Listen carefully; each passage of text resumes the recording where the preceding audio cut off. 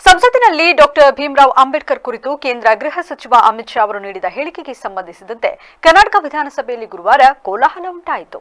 ಬಳ್ಳಾರಿ ಮತ್ತು ರಾಜ್ಯದ ಇತರೆಡೆ ಬಾಣಂತಿಯರ ಸಾವಿನ ಕುರಿತ ಚರ್ಚೆಯಲ್ಲಿ ವಿರೋಧ ಪಕ್ಷದ ನಾಯಕ ಆರ್ ಅಶೋಕ್ ಮಾತನಾಡುತ್ತಿದ್ದಾಗ ಕಾಂಗ್ರೆಸ್ ಶಾಸಕ ಎಚ್.ಸಿ. ಬಾಲಕೃಷ್ಣ ಅಡ್ಡಿಪಡಿಸಿ ನಿರ್ಣಯ ಮಂಡಿಸಲು ಬಯಸುವುದಾಗಿ ಹೇಳಿದರು. ಹಲವಾರು ಕಾಂಗ್ರೆಸ್ ಶಾಸಕರು ಅಂಬೇಡ್ಕರ್ ಅವರ ಭಾವಚಿತ್ರಗಳನ್ನು ಹಿಡಿದುಕೊಂಡು ಎದ್ದು ನಿಂತು ಘೋಷಣೆಗಳನ್ನು ಕೂಗಲಾರಂಭಿಸಿದರು. ಸದನದಲ್ಲಿ ಜೈ ಭೀಮ್, ನಮಗೆ ನ್ಯಾಯ ಬೇಕು ಮತ್ತು ಅಮಿತ್ ಶಾ ಅವರನ್ನು ಸಂಪುಟದಿಂದ ಕೈಬಿಡಿ ಎಂಬ ಘೋಷಣೆಗಳು ಮೊಳಗಿದ್ವು. ಸದನದಲ್ಲಿ ಗದ್ದಲ ಹೆಚ್ಚಾದಾಗ ಸ್ಪೀಕರ್ ಯುಟಿ ಖಾದರ್ ಅವರು ಸದನವನ್ನ ಅಲ್ಪಾವಧಿಗೆ ಮುಂದೂಡಿದರು.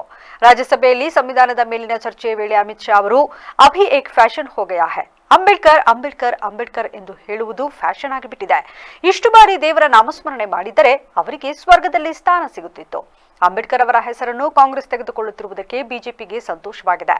ಆದರೆ ಪಕ್ಷವು ಅವರ ಬಗ್ಗೆ ನಿಜವಾದ ಭಾವನೆಗಳ ಬಗ್ಗೆ ಮಾತನಾಡಬೇಕು ಎಂದು ಅಮಿತ್ ಶಾ ಹೇಳಿದರು. ಅಂಬೇಡ್ಕರ್ ಅವರು 370ನೇ ವಿಧಿ ಸೇರಿದಂತೆ ಆಗಿನ ಕಾಂಗ್ರೆಸ್ ನೇತೃತ್ವದ ಸರ್ಕಾರದ ನೀತಿಗಳೊಂದಿಗೆ ತಮ್ಮ ಭಿನ್ನಾಭಿಪ್ರಾಯವನ್ನು ಉಲ್ಲೇಖಿಸಿ ಮೊದಲ ಕ್ಯಾಬಿನೆಟ್ನಿಂದ ಹೇಗೆ ರಾಜೀನಾಮೆ ನೀಡಬೇಕಾಯಿತು ಎಂಬುದರ ಬಗ್ಗೆ ಅಮಿತ್ ಶಾ ವಿವರಿಸಿದರು. ಕೇಂದ್ರ ಗೃಹ ಸಚಿವ ಅಮಿತ್ ಶಾ ಅವರು ಬಿಆರ್ ಅಂಬೇಡ್ಕರ್ ಅವರ ವಿರುದ್ಧ ನೀಡಿರುವ ಹೇಳಿಕೆಗಳು ಗುರುವಾರ ವಿಧಾನ ಪರಿಷತ್ನಲ್ಲಿ ಕೋಲಾಹಲವನ್ನೇ ಸೃಷ್ಟಿಸಿತು. ಕಾಂಗ್ರೆಸ್ ಮತ್ತು ಪ್ರತಿಪಕ್ಷ ಬಿಜೆಪಿ ಮತ್ತು ಜೆಡಿಎಸ್ ಎಂಎಲ್ಸಿಗಳು ಭಾರತೀಯ ಸಂವಿಧಾನದ ಶಿಲ್ಪಿಗೆ ಅವಮಾನ ಮಾಡಿದ್ದಾರೆ ಎಂದು ಪರಸ್ಪರ ಆರೋಪಿಸಿದರು. ಆರಂಭದಲ್ಲಿ ಚರ್ಚೆಗೆ ಅವಕಾಶ ನೀಡುವುದಾಗಿ ಹೇಳಿದ ವಿಧಾನ ಪರಿಷತ್ ಸಭಾಪತಿ ಬಸವರಾಜ ಹೊರಟ್ಟಿ ಹೇಳಿಕೆ ನೀಡಿದ ಕೇಂದ್ರ ಗೃಹ ಸಚಿವರು ಸಮರ್ಥಿಸಿಕೊಳ್ಳಲು ಸದನದಲ್ಲಿ ಇಲ್ಲವಾದ್ದರಿಂದ ಚರ್ಚೆಗೆ ಅವಕಾಶ ನೀಡಲಾಗದು ಎಂದರು. ಕಾಂಗ್ರೆಸ್ನ ಎಂಎಲ್ಸಿ ಬಿಕೆ ಹರಿಪ್ರಸಾದ್ ಅವರು ಅಂಬೇಡ್ಕರ್ ಭಾವಚಿತ್ರ ಹಿಡಿದು ವಿಷಯ ಪ್ರಸ್ತಾಪಿಸಲು ಪ್ರಯತ್ನಿಸಿದಾಗ ಸಭಾಪತಿ ಹೊರಟ್ಟಿ ಅವರು ಪ್ರಶ್ನೋತ್ತರ ಅವಧಿಯ ನಂತರ ಚರ್ಚೆ ನಡೆಸೋಣ ಎಂದರು. ಸಂವಿಧಾನ ರಚಿಸಿದ ವ್ಯಕ್ತಿಗೆ ಅಪಮಾನ ಮಾಡಲಾಗಿದೆ, ಹೀಗಾಗಿ ಪ್ರಶ್ನೋತ್ತರ ಅವಧಿಗೂ ಮುನ್ನ ಚರ್ಚೆ ನಡೆಸಿದರೆ ಒಳಿತು ಎಂದು ಹರಿಪ್ರಸಾದ್ ಪಟ್ಟು ಹಿಡಿದರು. ಅಂಬೇಡ್ಕರ್ ಬದುಕಿದಾಗ ಯಾರು ಎಷ್ಟು ಅವಮಾನ ಮಾಡಿದ್ದಾರೆ, ಸತ್ತಾಗ ಯಾರು ಎಷ್ಟು ಅವಮಾನ ಮಾಡಿದ್ದಾರೆ ಎಂಬುದನ್ನು ಚರ್ಚಿಸೋಣ ಎಂದು ಬಿಜೆಪಿ ಎಂಎಲ್ಸಿ ಸಿಟಿ ರವಿ ತಿರುಗೇಟು ನೀಡಿದರು. ಈ ವೇಳೆ ಸಚಿವರಾದ ಬೋಸರಾಜು, ಜಿ ಪರಮೇಶ್ವರ್ ನೇತೃತ್ವದ ಕಾಂಗ್ರೆಸ್ ಎಂಎಲ್ಸಿಗಳು ಹಳೆ ಕತೆ ಬಿಡಿ, ಈಗ ಏನಾಗಿದೆ ಎಂದು ಚರ್ಚಿಸಿ ಎಂದರು.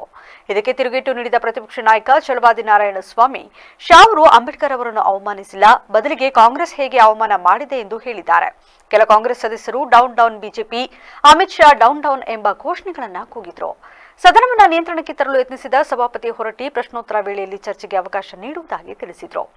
ಶಾ ಅವರು ಸಂಸತ್ನಲ್ಲಿ ಮಾಡಿದ ಸಂಪೂರ್ಣ ಭಾಷಣವನ್ನು ಪ್ರಸಾರ ಮಾಡುವಂತೆ ರವಿ ಸಭಾಪತಿಗೆ ಮನವಿ ಮಾಡಿದರು. ಇದು ಕಾಂಗ್ರೆಸ್ನ ನಾಟಕವನ್ನು ಹೊರತರುತ್ತದೆ ಮತ್ತು ಯಾವುದೇ ಚರ್ಚೆಯ ಅಗತ್ಯವಿಲ್ಲ ಎಂದರು.